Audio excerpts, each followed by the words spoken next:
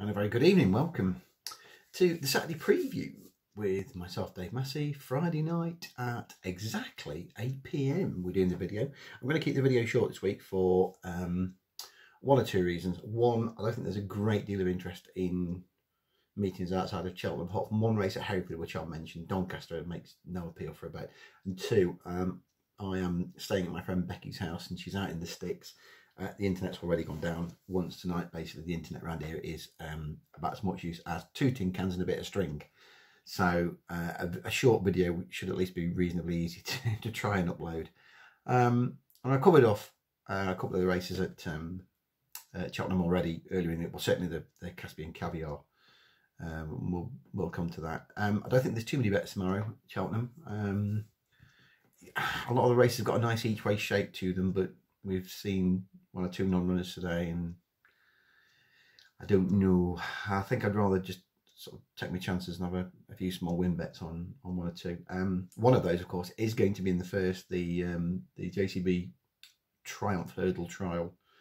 Botox Haas has been put in his favourite, around about the sort of 15.08 2-to-1 mark, which I totally get. I like Botox Haas. I do like Botox Haas a lot. I've got a lot of time for him.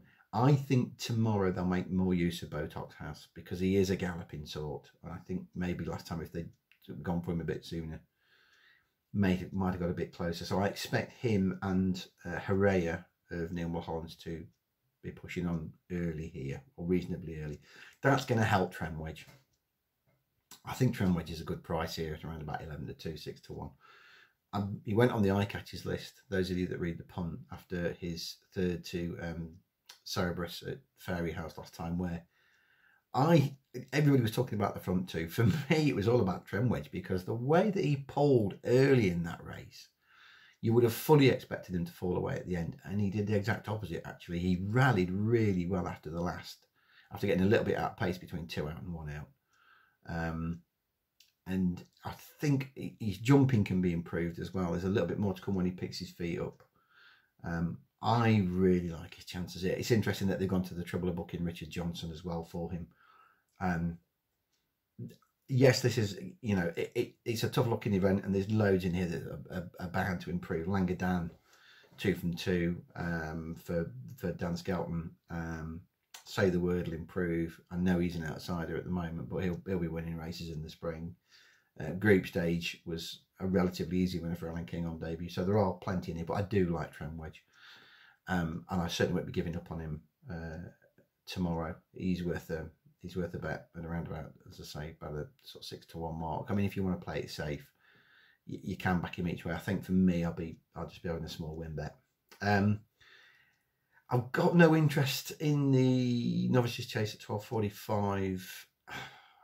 I say that I sort of want to take the front ones on for varying reasons. I'm no great fan of Good Boy Bobby. I'm perhaps not seeing what other people are seeing. I think, you know, I don't know.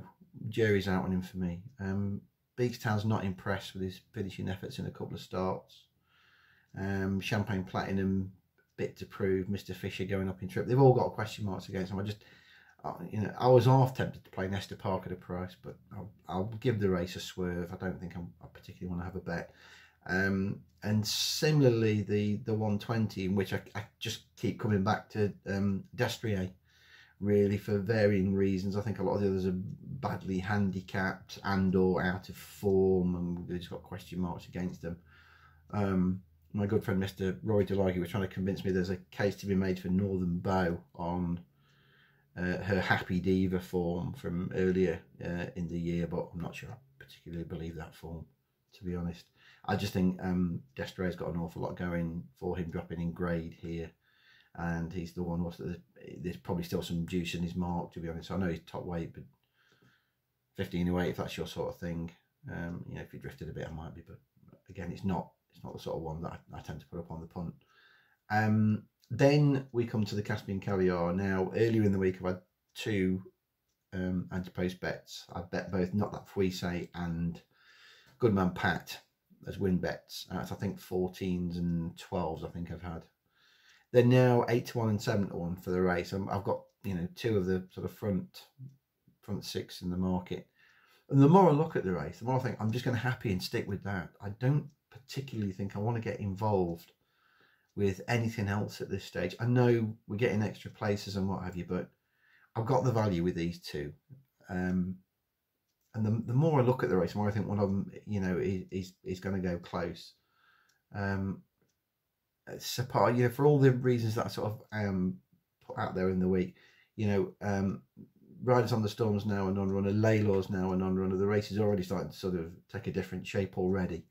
Sapage, I get the case for, but 6 to 1, that's short enough now, and that price will be gone now because of, obviously, with Riders on the Storm out, it's going to be even shorter. I just don't want to get involved any more than I already am with the race, so I'm happy to sort of sit it out and see how things go. I have got one eye on Spirit of the Games, I have to say. I don't think it'll be winning tomorrow, but Spirit of the Games, I'm absolutely convinced they are lining this up for another go at the Brown Advisory next year. Get his mark down and have a go at that. He's just, I think he might just be a spring horse, and that will be his target for the season. He's not been fit in 2 runs this year. See how he gets on tomorrow.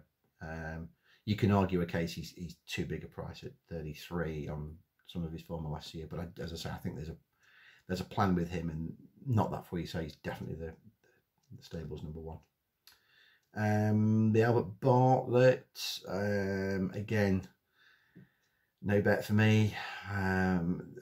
Lots of unexposed ones. I thought Igor might be the one. He certainly wasn't stopping at the end at Ascot. After looking in a bit of trouble, all he did was gallop away.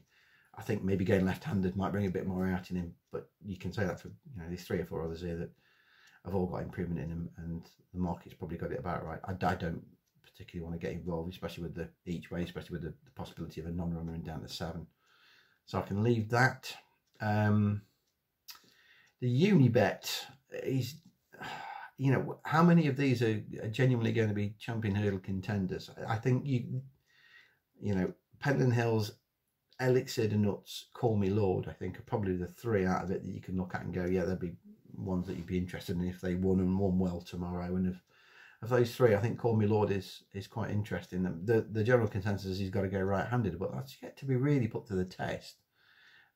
He has won left-handed in France, so I think he's the one horse here. I think, you know, on form he's the one to beat, and given, you know, slight doubts about Elixir de Nuts' fitness after an injury and absence, and Pentland Hill's first run of the season, and does need to step up on what he achieved last year, albeit it was, you know, impressive, and punt followers were on him when he won the Triumph.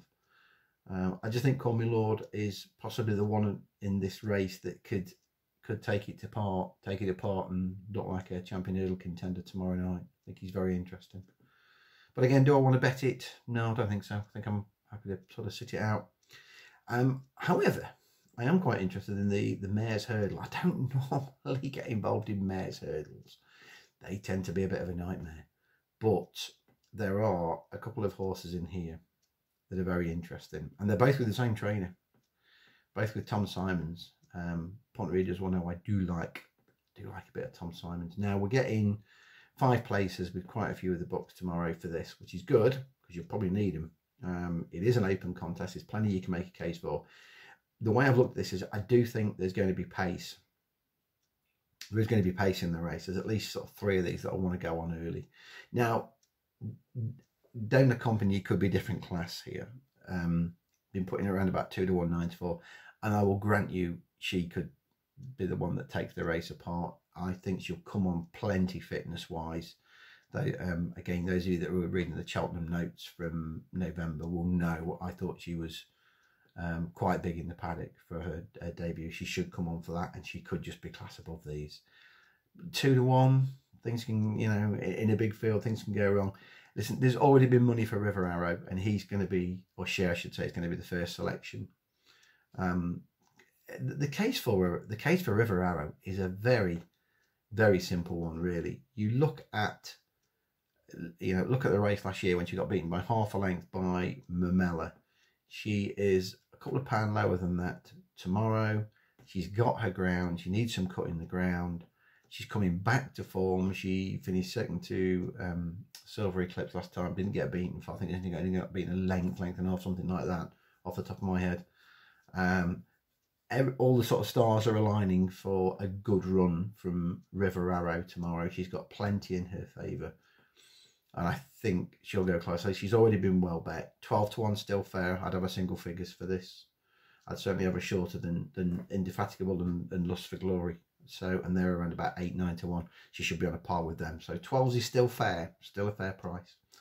But Tom's also got the rank outsider in here, 60s Bell, and I keep banging on about 60s Bell. There has to be a race with 60s Bell this year because she's simply too well handicapped. I mean, she beat Kisses for Katie in the summer at Newton Abbey, absolutely fair and square, and yet, you know, she still finds herself on a very low looking mark to me.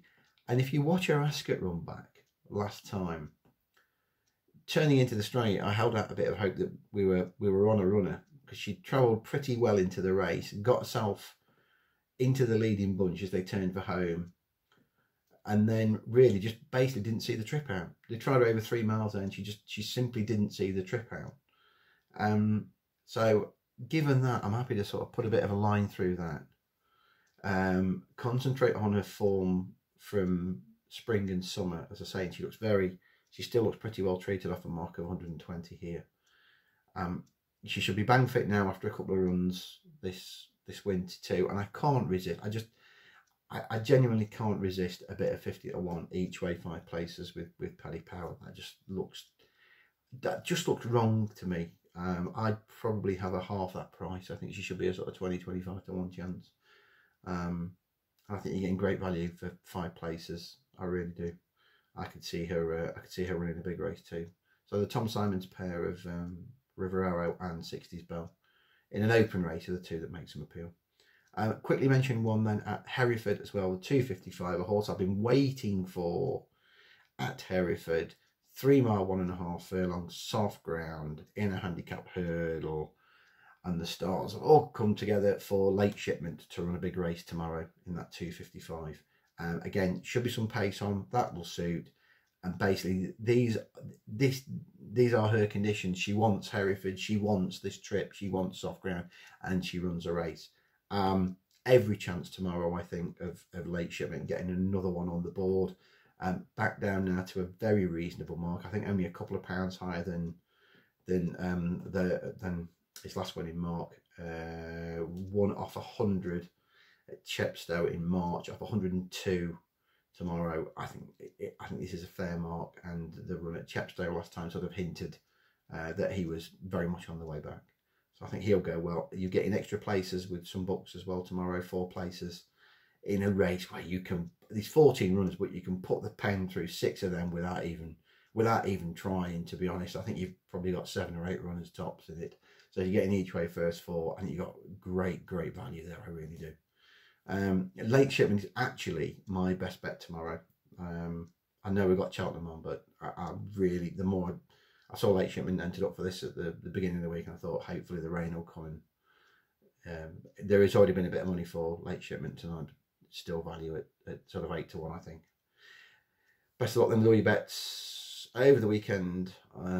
Good to get a couple of winners on the board today with the Cheltenham ones. I'm having a bit of a rough time of it. Like, I thought we were going to get a winner in the week with Donatello Moore, not to be, but Repetitio and Cogby both won today, so happy with that. Hopefully we're on the way back to some form. Cheers guys, have a great weekend. Back on Tuesday.